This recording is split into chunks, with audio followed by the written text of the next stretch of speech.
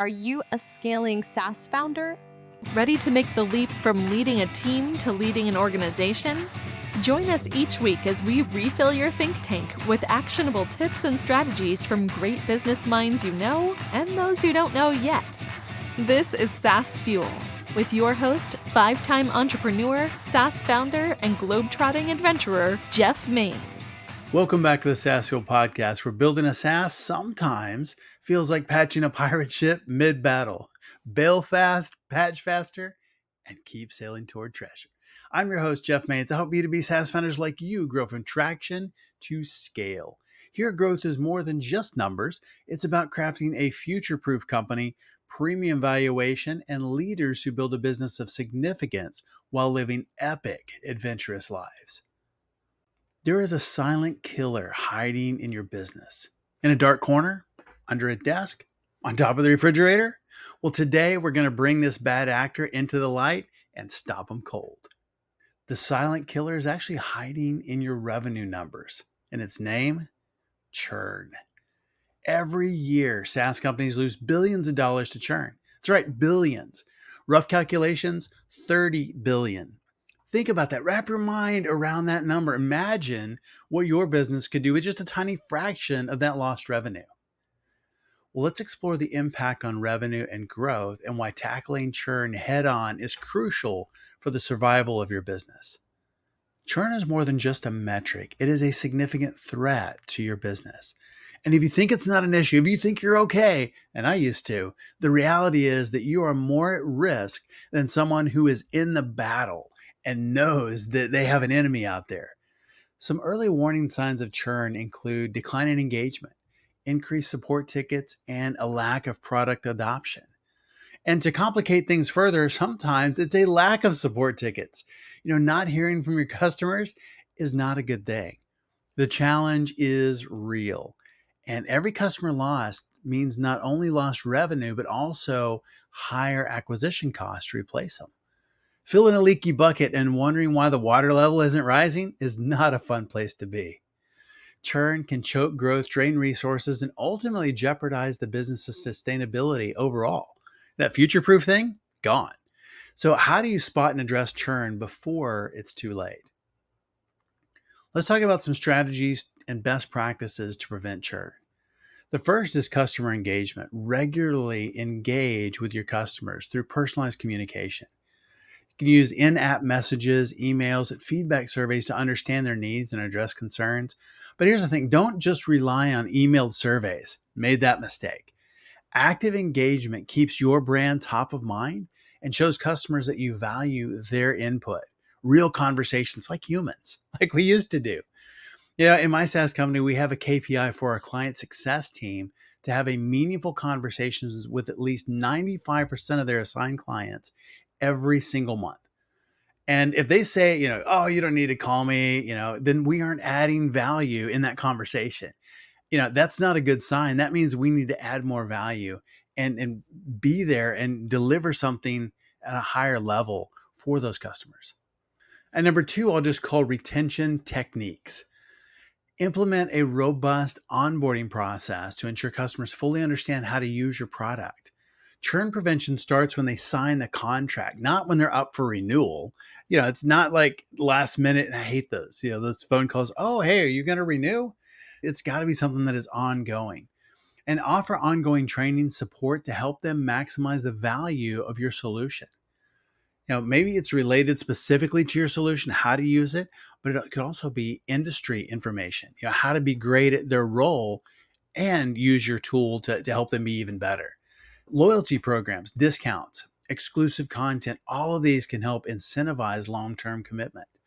Contract length absolutely matters. Annual payments, multi-year contracts, these are huge, huge factors in preventing churn. There are churn solutions, and we'll talk with our founder guest today about this. Cancellation flows, for example, saving them in that process. And the third one is proactive support. Monitor customer usage patterns and set up alerts for signs of disengagement. And this is one that I really messed up because we lost a few clients, but we sold to enterprise, so they weren't tiny or insignificant. It didn't happen often, and so we didn't have alerts. I just thought we were okay. Remember back at the beginning, you think you're okay? Be careful. Because, I thought we were okay until we weren't. Because you lose nobody for 3 years, and then we lost like three and a quarter. And when I looked at the data, we should have known 6 months before. You could see the decline in usage in the bar chart. Preventable? Maybe, probably in some cases, not always, but sometimes absolutely for sure we could have. But once they've signed a contract and migrated, too late. Even if we couldn't have saved them, could I have forecasted revenue better, adjusted spending, been more prudent in hiring? Of course, all of those things, but saving them for sure. That's the goal. All the more reason to reach out proactively and offer assistance and solutions before small issues become reasons for churn. A dedicated customer success team can make a significant difference in maintaining high satisfaction levels, net promoter score and others. And ours is absolutely stellar in that. But it's one of those things that was really born out of necessity because I thought we were okay until we weren't. But addressing churn early is vital.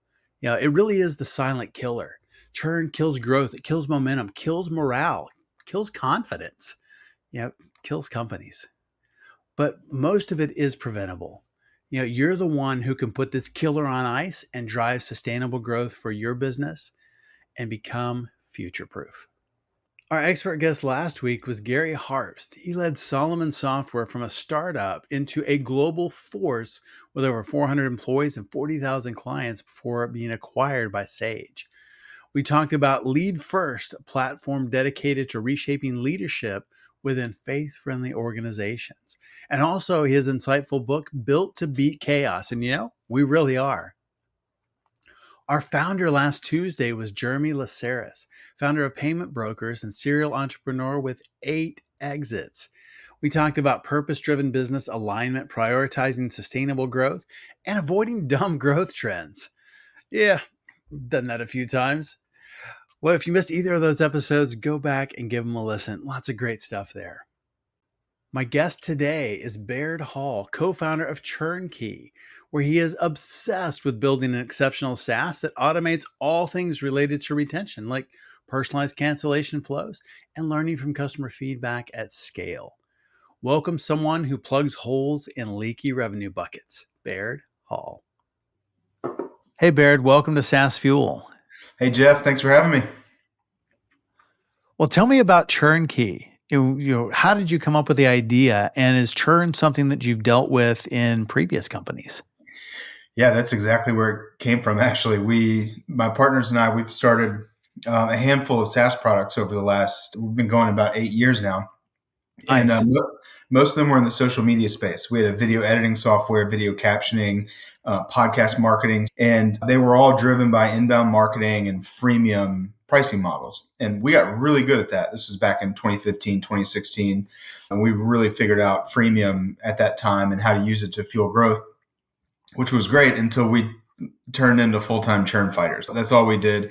Our churn would be in double digits, 12, 14, 16+%. And even though our growth was fantastic, there were times when people would approach us to buy one of these companies and everything would be going great until we started talking about churn, and the buyers would either get scared away or they would use that as leverage to bring the valuation down, which is totally fair in their defense. So we realized at that time that we just needed to focus on churn for a year and a half. And so we were very high volume businesses. We're talking about hundreds of free users coming in a day and converting at about a 10% clip. So it's a lot of inbound users, but then there were a lot canceled quickly. So we spent a year and a half doing nothing but fighting churn. We hired consultants. We worked on onboarding. We worked on product. And the big aha moment for us is when we started working on the cancellation process, which back then in 2016, nobody was really doing this. It's pretty common practice now. But we realized that the light bulb moment for us when we started making offers at the cancellation process, we realized that out of all the customers that were clicking cancel in a given month, about 40% of them wanted to stay. They just weren't given any type of other option. It was either stay subscribed and pay or cancel. So when we started testing pauses, discounts, plan changes, invoice forgiveness, we started playing around with those. We started saving customers right off the rip. And that's really where ChurnKey started. And when we sold those businesses, ChurnKey became its own B2B SaaS platform that we launched. And 3 years later, we're a few hundred customers in, growing fast. It took a lot of work to get this, B2B SaaS is a very different game than we were playing before, but now it's, only took 3 years and now we're up and running. Overnight success after 3 years of hard work. Yeah, exactly. That's awesome. I love the concept. And you're exactly right. That is something that so many companies deal with is churn, and they don't really have a formal process. They may have some ideas, but they're really focused on the top line, but they're filling a leaky bucket. Mm-hmm. And as long as it, doesn't leak too fast, then they're still growing, but there's so much opportunity being lost by not having a solution like this. Yeah, and most SaaS operators are putting out fires. They're really focused on the front end and fueling Yeah. growth as much as possible. And then they're reacting on the back end at the end of the customer lifecycle, when in reality, you should fix the end of the customer lifecycle and really understand the feedback that you're getting from customers, understand why they're canceling. Then you can start putting in place retention strategies, which sometimes are right there at the very end, but also sometimes send you back to the beginning, which indicate maybe your pricing is off, maybe your activation process or onboarding is off, or there's features that are missing. So in my opinion, the two best times to get feedback from a customer is when they pull their credit card out, like right before they're about to swipe their credit card, or at the moment they're about to cancel. Everything before and after that comes with caveats. That's like when you get the truth from customers. So we always advise that start at the end of the customer lifecycle if you have customers, of course, and then kind of work your way back. So how do you figure out what it is that, the core reasons why they're leaving, and then, put the strategies in place to stop that? How do you know which end to start with? What you said, it could be pricing in the beginning, or it could be, doing different things at the end, whether that's pauses, whether it's different plans, whether it's activation or utilization. How do you know what the right solution is at the end or at the beginning? So the short answer is surveys and free-form feedback during the cancellation process. But the real answer is copywriting and asking the right questions at the point of cancellation. Really simple example all the time. Our customers, they create their first cancellation flow, and their first reason they put up, they say, too expensive, don't use it enough. Those are usually the first two. And Sure. we have to coach our customers all the time. Like, too expensive it's a cop-out answer. What does that even Right. mean? How expensive was it? Is it because you don't have money? Is it because we're too expensive? And so it's a really good example of, you have to ask the right questions on the way out, and then really encourage customers to tell you more about that specific answer. So we always recommend doesn't fit my budget, because that inclines, like, it puts them in the frame of mind of like, yes, I had money set out for this, but now things have changed. There's something has changed. And so the follow-up question to that is, hey, what's changed in your budget? Are you not allocating for tools like us, or is your revenue down? So that's a really good example of kind of a bad way to ask the question, and then a really good one that gives you follow-up information. And then you, unfortunately, and this is a problem we're working on right now, is you really have to spend a lot of time in that free-form feedback, because that's where the gold is. That's where people really explain. I think it's another common misconception, and this is in general around cancellation flows, is that I think a lot of SaaS operators feel that once a customer clicks cancel, they're lost cause, they're gone. It's actually Right. quite the opposite. Like, customers want to tell you why they're leaving. For one, it's usually because it's not you, it's them, and they want to explain why they are leaving. It usually has nothing to do with your product. Now, of course, sometimes it does, and those people really want to tell you what's going on because they're upset about something that didn't work or their expectations were met. So in either situation, positive or negative, customers generally do want to share feedback. I think we're accustomed to just seeing the squeaky wheels, which are the customers that are like, just let me cancel, get me out of here, I'm tired of your questions. But that's usually like single digit percentage compared to the majority. We call those the loud minority, and we have to coach our customers, like, don't let the loud minority throw you off from what the majority is trying to tell you. So it's always tough. That I wish there was a easier answer for that, but it is a little bit of a phased approach to make sure you're collecting the right data, getting through it the right way, and then reacting to it. And you've really tested this in, I think, one of the hardest environments that there is, and that is a freemium model. So you Mhm. get people in there, and that has high churn to start with, Yep. because there are no barriers to entry. So you get anybody and everybody in there, and then they either never activate or bail. But then once you get them to cross that line and make a purchase, but you've tested these tools all through that environment. Mhm. What are the big things that you've learned? Well, one of the biggest is so we focus a lot on trial customers. And that's another kind of, there's a lot of trial optimization that happens.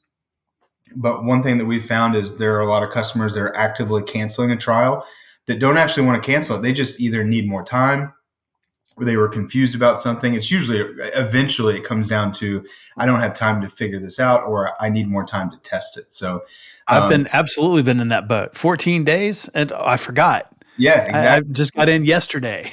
Yeah, exactly. And a lot of customers, again, they make it a binary choice. So do you want to continue or cancel your trial? Right. You don't want to let trials extend forever. There needs to be a forcing function there. But that's another interesting place where it's another good place to have some intervention as the customer is trying to make a decision and give them multiple options.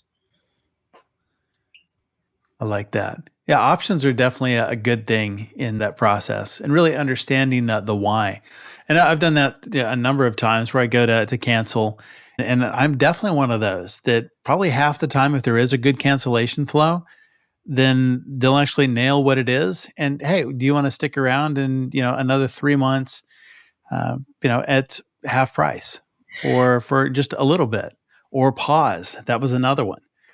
Yeah, and to zoom And out a little bit, I think what's happening in the market and is that the general, and we even feel this as consumers, not just operators, but we're getting inundated with subscriptions. Everything is yes, moving to subscription, and it's what it's doing is it's causing consumers to finally. It used to be that, oh, this $7 subscription, I'm not going to think about it. And for a long time, over the last maybe 7-8 years, it was easy for customers to get away with that, for SaaS product subscription business to get away with that. But now that we have $57 subscriptions that we're paying each month, all of a sudden consumers are being forced to take inventory.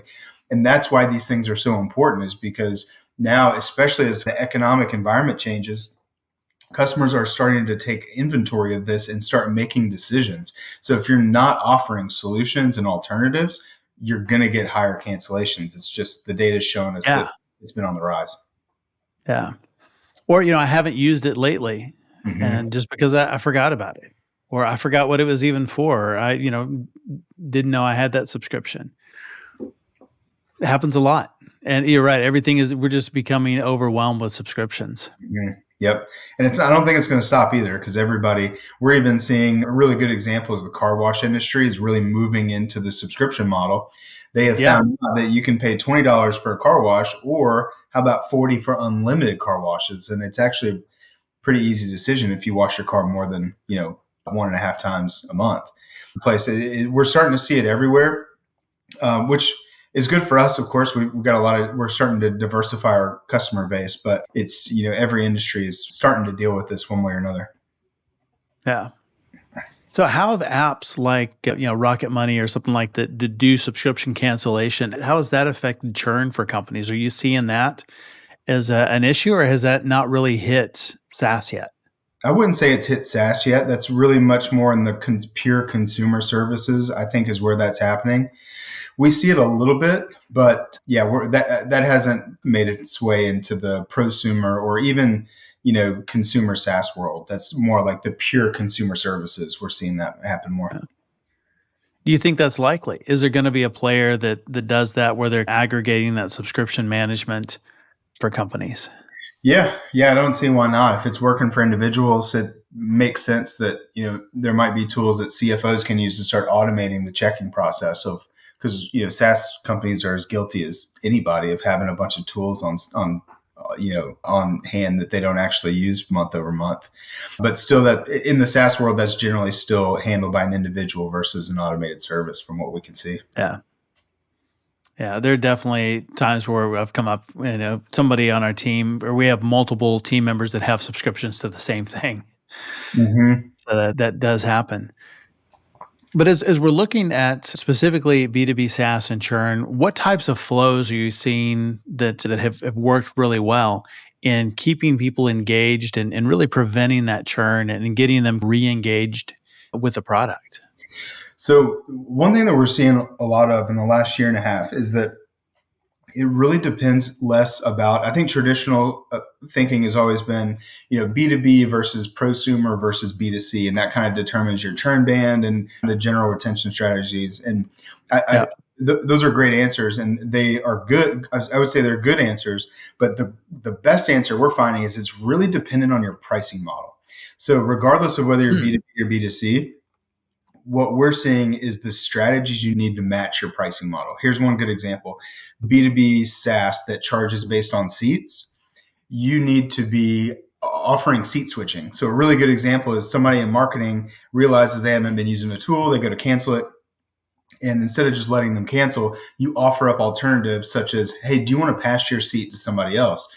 And also personalizing and reminding customers of the value that they're getting. And in that situation, something that works really well is, hey, I know you're canceling this, but did you know your CFO is still using it?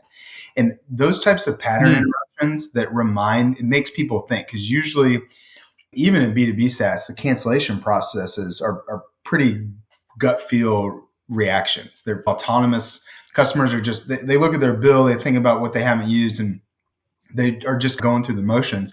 And anything you can do to interrupt the pattern. On the flip side of that, what we see in a lot of prosumer and some B2B is usage-based pricing models, which are great for activating customers because you only pay for what you use. And it's really easy to, commit to something in that capacity. But it's also really easy to cancel the moment you realize that you're not using your credit allotment for whatever tool it is, you're going to cancel or look for an alternative. So in that situation, that pricing model really needs credit-based, what we call banking or like rollover credits, so that as customers either use or don't use them, they stack up in inventory. And when they go to cancel, you could say, hey, I know you're looking to cancel. Do you know you've got, 1,500 minutes of rollover credits? And it's, again, you're looking for ways to interrupt the pattern and make the customer make a decision about whether or not they want it. So there's probably a lot of like true traditional B2B SaaS companies, listen to this. And I think a good analogy here is when the more people that are involved in a buying process, the less likely they are to churn later, because they're going to, however complex the buying process is, it's about how complex the cancellation process is.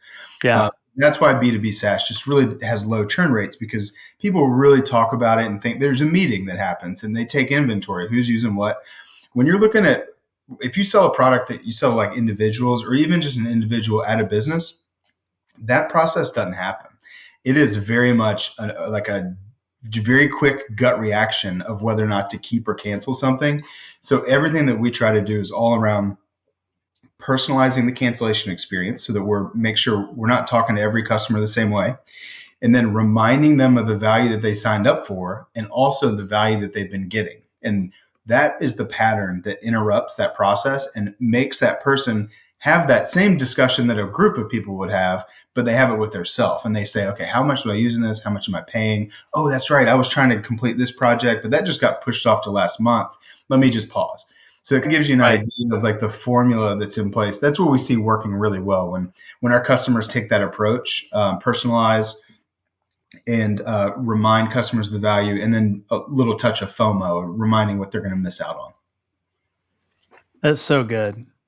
And yeah, I've definitely done that, stayed with solutions where I was going to lose credits if I left now. Like, well, I don't want to lose that. Yep. Because I probably do want to do this later, but I don't necessarily want to continue. But so I think that's really smart. And just the complexity of buying, I think that is absolute gold, is just how many people are involved in the buying decision. And that complexity is the same as canceling or changing to something else. Yep.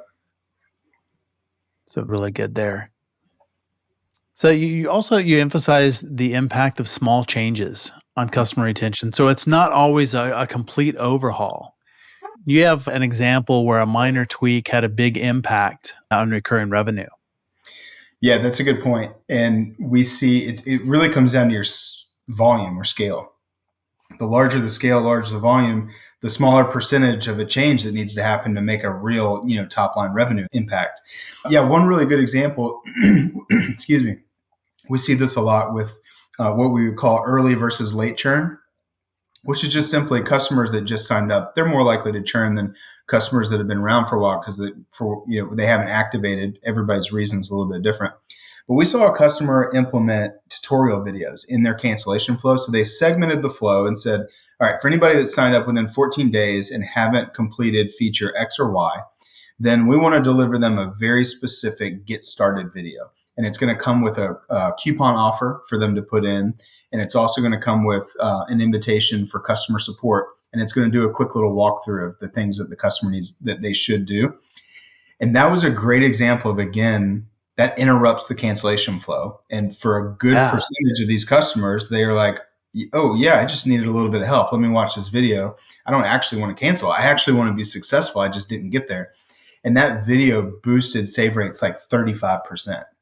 Just with that little tutorial video. And videos in general work really well during the cancellation process for a variety of reasons. But that's one example of, and again, that was a good example of a customer looking at not just what was happening, but the problem behind it, which was customers within 14 days are canceling because they didn't complete feature X or Y, which for them was their aha moment, which is another good thing to think about when it comes to activation. If a customer doesn't get to what you consider is the aha moment where everything clicks into place, churn rates generally go really high. So there was just a really small thing. It was a video that they actually already had. They were using it in support, and they just put it in the cancellation flow, and it worked. So sometimes it's small things like that. Looking at the experience with a fresh perspective, and like you said, not feeling like you have to overhaul everything. Where can we start and test different ideas to see what works? So good.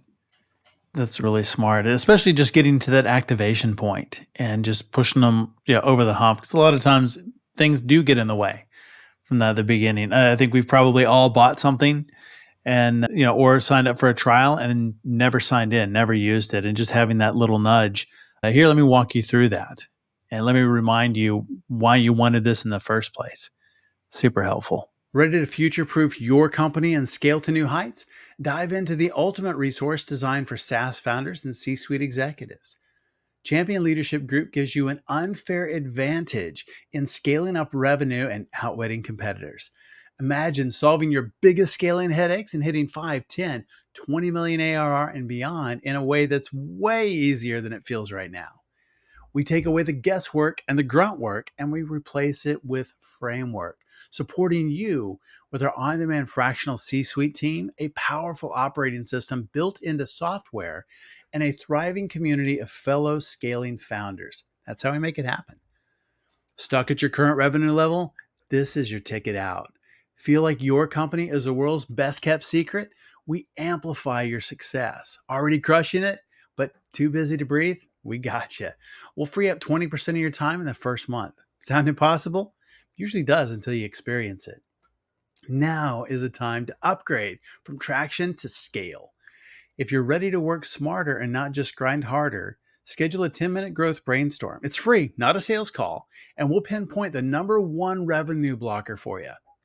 Visit championleadership.com. It's where leaders evolve and companies transform. Well, achieving net positive retention is really significant. And in B2B, I think is something that you really have to do in order to scale. What specific retention strategies contributed most to reaching the goal with ChurnKey? Yeah, we're really proud of that at ChurnKey. We've got a positive retention rate of about 1.5%. We do have some churn that happens. It's usually due to customers not activating or customers going out of business. They're usually our customers. So, the first thing that's really helped us is, and not every SaaS company can do this depending on scale, but we offer custom pricing for most of our customers that are onboarding. Most of them will go through a sales process, and we put together a custom pricing plan that fits them specifically. That is, we think, is a really great starting point versus trying to have a model that fits everybody, because we serve everything from car washes to some of the largest AI companies that you probably heard of. And we just haven't found a one size fits all pricing model. So we customize it. That's one thing that's really helped. I personally think pricing is where everybody, when it comes to churn and retention, the first place almost always to look is pricing, your pricing model. That's been one thing. The other thing that has worked really well, and this is primarily because we're a little bit of an early company, but we've been adding new products that customers have been asking for, which has created an expansion environment for us. So most of our customers are buying their sign up for cancel flows, for example, and then they buy our failed payment processor or they buy our reactivation campaigns. So we have a platform approach where customers can grow into it as they grow, which has worked really well. It's happened organically as we and our customers have grown. And then the last is just good old fashioned customer success, getting on the phone with customers on a regular basis. For a lot of our bigger customers, we will do shared Slack channels, which, probably doesn't scale in the long run, but in the short term, having a direct line of communication with customers through Slack has been sometimes it's helped us really work through critical issues very quickly. So trying to provide a really high level of support and proactive support. We have reports that run that keep track of, we focus a lot on what we call boosted revenue. So that's the amount of revenue ChurnKey has saved our customers. And that's good. If customers aren't hitting a benchmark, we get emails. They're like alerts that we built internally. Eventually we'll have those in the product. But right now it's just internal alerts of, hey, this customer is not hitting benchmarks that we generally want to. And so we need to get eyes on it. So, a lot of people just jumping into accounts and trying to figure out what's working and what's not, which again, these are things that we need to probably automate long-term to really scale this out. But we're a couple hundred customers and growing. So we can, Paul Graham had the famous do things that don't scale. We've been trying to follow that mantra as much as we can and automate as we go along. That's really smart. I love having those benchmarks for customers and really having that, I would say, early warning system. Mm-hmm. And so it lets you know, because I look back at, my SaaS companies and, if we look back, the signs were all there and we just didn't pay attention to them, either because we didn't know or we had no method to really track that. And so I think that's really smart to take a step back and figure that out in our own companies. What are those things that really matter? What are the metrics that, are your KPIs that our clients should be hitting? And are they above or below that? And if they're below that, we need to get in there and figure out why and figure out, is the KPI wrong, or is there something that we can do to help them get above that mark? It makes such a huge difference. Yep, because if customers don't hit those marks, it becomes a heavy lift. If you don't get in front of it early, like we went back to when people, decide to cancel, they start that process. And then that's a whole different journey, which you can find different strategies there, but it's easier to get in front of it before it happens. Not much. Yeah, that's been really helpful for us. And reminding them and, where they are and what you've done, the savings, the revenue that you've saved them, absolutely brilliant. And it's just, that's what I would call the "what have you done for me lately" report. Yep. And you're showing them, here's the value that we're delivering. And it's always right there. If it's in the solution or if it's something that you can see or that they're reminded of on an ongoing basis, that makes solutions really, really sticky because it gives them confidence. But it also, if they're thinking about canceling, well then, or somebody else says you need to cut this solution out, stop spending money on this. It gives them the ability to go back and say, look, this is why we have this. This is the value that we're getting, and helps them, really, advocate for you or advocate for themselves. Hey boss, look what we've done in implementing this solution. We've saved $35 million. Yeah. That's pretty cool. And that's what we're trying to do is we want to help, obviously we want to help companies overall, but at the end of the day, we're helping people and we want to help the users of our software, do their job better so that they can get promotions or, achieve their goals, hit their KPIs, whatever it might be. We actually had a customer discovery engagement that went on, which we talked to a lot of our existing customers. And one thing, we actually used kind of an outside third party, and they were reporting back to us, and they said, so we talked to your 10 best customers that you sent us, and none of them use your product. We're like, what do you mean? What's the problem? They don't use it? They're like, oh no, they love it. They love that they don't have to use it. It just runs in the background. And that's when it came to us, was like, oh, that's why those reports are so important, because they get the email every day that's like, hey, here's what's happening. And So good. most of our customers, they're not even going in to improve it, which was the realization. Is like, wait, this could be much better, but they don't feel like they need to do anything. It was just an interesting learning for us that, sometimes customers actually want these, notifications so that they just, feel comforted that the product's doing what it said it was going to do. Yeah. Yeah, that's really interesting. That they don't have to go in there and do that. And I think overall that makes you even more valuable as an organization. And did you find that? I think you just made an announcement here just a little while back about a new capital raise.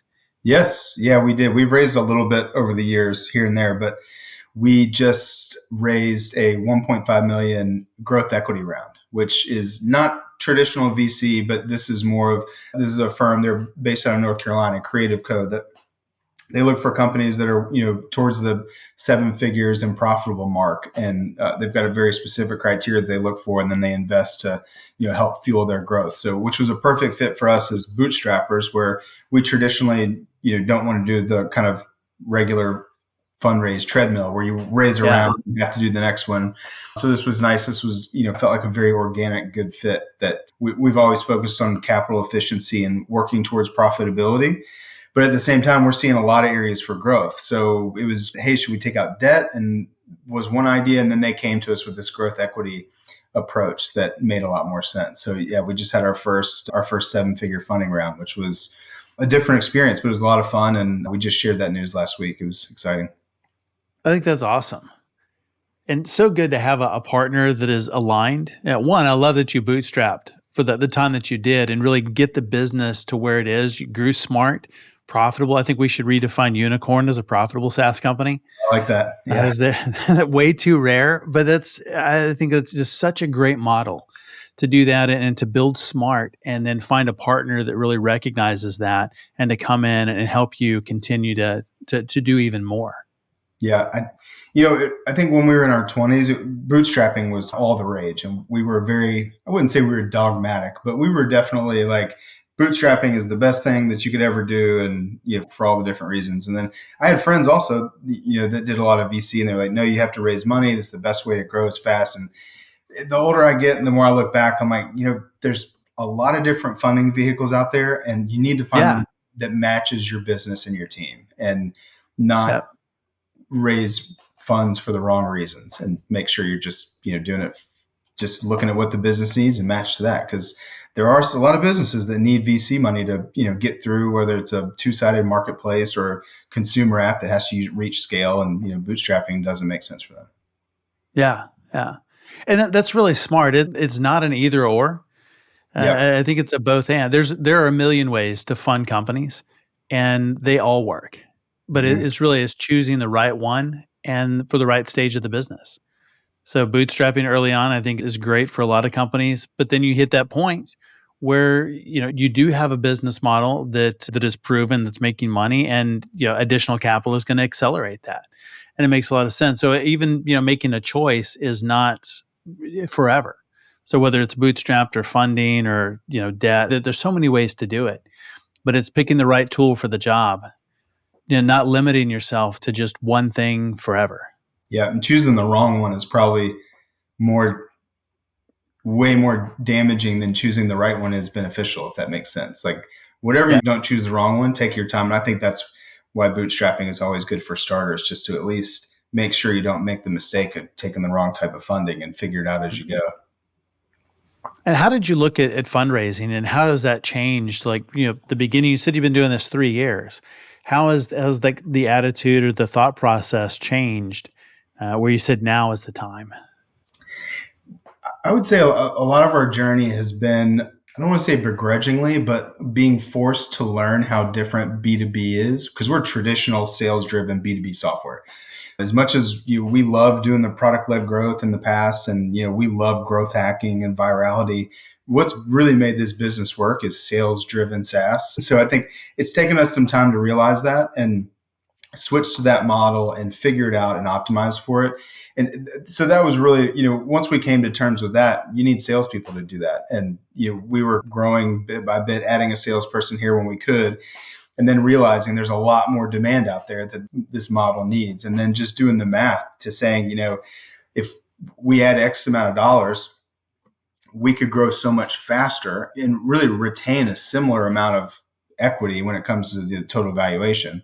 We wouldn't lose much if we can continue to execute. So we really held it off about as long as we could until it just got to the point where, we've got so much volume coming in from an inbound sales perspective that there weren't enough people to field it. So that's really, again, going back to we waited until it felt like an absolute necessity as opposed to guessing if it's what we needed, which was a little painful. There was a couple months there where I was doing 7 demo calls a day when maybe I shouldn't have been, but at least we did the work to make sure we knew we needed it before we did it.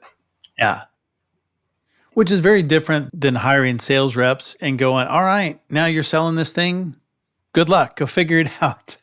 Yes. Go do the demos. Figure out our sales process. That's a really great point. We lost a lot of time in this business hiring experts to figure it out for us.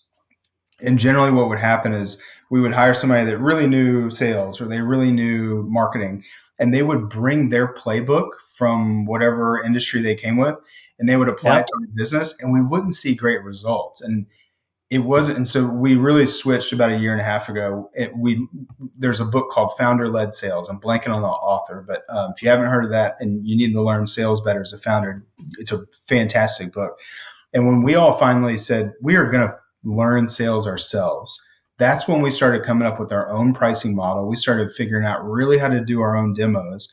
And then then we hired into what was working versus hiring somebody to figure it out for us, which maybe that works for other companies, but for us, we had to do the hard work first and then hire. And we're still continuing to do that. We're finding areas of the business that need improvement, and the founders jump in and roll their sleeves up and figure it out. And then we go find the right type of person to take the playbook to the next level. Because when you find the right expert for the right playbook, that's when things start working really well versus having having the wrong playbook being executed on. So that's definitely been a big part of our story. And it's taught us a lot of patience and has humbled us as we always think we're going to go faster than we think we will. But I think we're learning. We all do.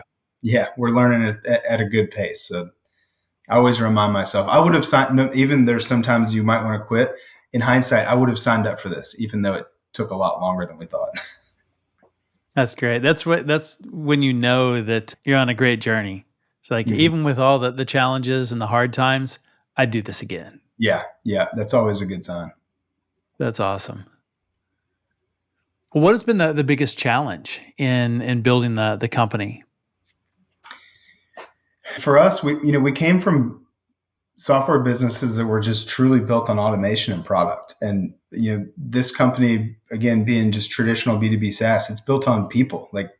We're having to hire and be managers, and people are asking us we're up to 15 employees now. And, people want to know what our culture is. They want to know what our operating rhythms are, where, we've just always done it in the past. So I'd say that's the biggest thing for us is just, transitioning from a product-led environment to just really honestly more people-led. Now, of course, our company is driven so much by our product. I don't want to say that we're not a good product company, but sure, we as founders have had to become good managers of people to then go do it. So, which, it's just new for us. It's this is not a problem that hasn't been solved before, but that's been our biggest challenge. I think there's a lot of wisdom in that because just with your background and you've had success in that, I see it so often is people look at it and go, well, it worked before, so it's got to work now. And we just need to grind harder on this product-led thing and we'll get there. But you actually took a different approach and went, hey, we need to be sales-led. So it's a fundamental shift. What was the point in that you decided that, and what prompted the decision?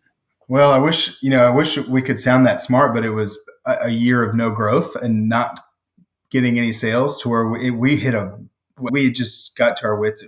Honestly, we tried to do that and we did grind for a while. And then we got to a point where like, look, this isn't working. We got to try something different. And one thing that now this is a common theme across all of our companies, that whenever we get really stuck, we go talk to customers. We just get on the phone with them. And then turns out we started closing sales very quickly. We're like, oh, we just needed to get on the phone with customers and talk them through this. So we accidentally started closing deals. And that's where That's great. Again, the real lesson there was, if you're really stuck and you don't know what to do next, well, the first thing is just, you got to take action. And a lot of times the best action is going to talk to customers or prospects and just, at the end of the day, no matter how much software we build and how much AI that we implement, at the end of the day, there's a person on the other end of your software that has ambitions and goals and emotions. And, understanding those can sometimes unlock whatever roadblocks you run into. Yeah. Yeah. So how critical is that customer feedback loop in shaping your product development and ongoing retention strategies? It's really important. We found ourselves, going through periods where we aren't talking to customers as much, and we've built some features that didn't really hit well. And that's actually, we had that happen recently. And the last 2 months, we've made it a big point. I was talking about that engagement with the third party to go talk to customers. We wanted somebody else to talk to them because, to get see if there was another lens there to look through. But we have actually, we just launched KPIs, another, again, part of us growing up. We launched our first KPIs last month. And one of that was talk to 20 customers a month, at least. It was like the minimum. So that's good. Yeah, we're trying to build that into our culture, and not I think Scott, our chief product officer, he made a really good point that was like, we're not doing this to achieve some other goal. We're just doing it because this is what we do. And what comes from that is what comes from it. It could be pricing changes. It could be feature development. It could be customer success strategies. But if we don't talk to those customers each month, we're not going to learn whatever it is that comes from it. So actually, we're putting that into our operating rhythm and making sure that it gets done each quarter. Well, each month, and then totals to each quarter. Yeah. That's really smart, making it a KPI. So it's not just we should do this. You've made it a must. Yep. It's something that we are going to be scored on as a team. And we have already set for next quarter. We're going to review these KPIs. And we're really not trying to be married to KPIs as as gospel, but more just targets that we either hit or we move as needed. Yeah. But we all just need to collectively, now as a company of 15, we all have to have kind of some common goals that we're shooting for. Definitely. Yeah. And what gets measured gets managed. Mm-hmm. And so you're paying attention. The other team members are paying attention, and we all decide this is important, and it gets done. Yep. Yeah. And then I think I was new to KPIs, and generally I'm more of a creative entrepreneur. So I kind of had a negative reaction to the idea. But what I'm learning as we go through this, that even if we don't hit them or we have to move our KPIs a little bit, we're all going towards the same goal. There's definitely a togetherness feeling that's coming out of this. We all have a target that we're all moving to. And if we have to move it, we'll move it together. But still, it happens as a group, as opposed to, I think before that, we had a lot of siloing of work. And now that work was really, really good. And, a lot of talented people, but it all wasn't moving in the same direction. Yeah. Yeah. I look at it, and it feels really good as a startup to be that way, because you want that independence, you want that freedom, and it's everybody kind of in their own boats, just paddling away as hard as they can. Mm-hmm. And that gets you so far, but it's really getting everybody in that same boat and all paddling together. That's where growth just explodes. Yeah. Yeah. It sounds like that's where you're at. Oh yeah. Hopefully that's what comes out of it. This is really, really exciting. Well, where can people learn more about you and about ChurnKey online? Best way to look me up is on LinkedIn, because I am still, as of last week, the only Baird Hall on LinkedIn. So BAIRD. All right. Come say hi.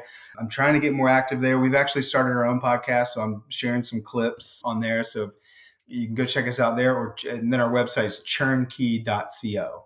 We're pretty easy to find on Google under ChurnKey. So either way, pretty easy to find, and come say hi to us if you want to talk retention or anything. We're always up for it.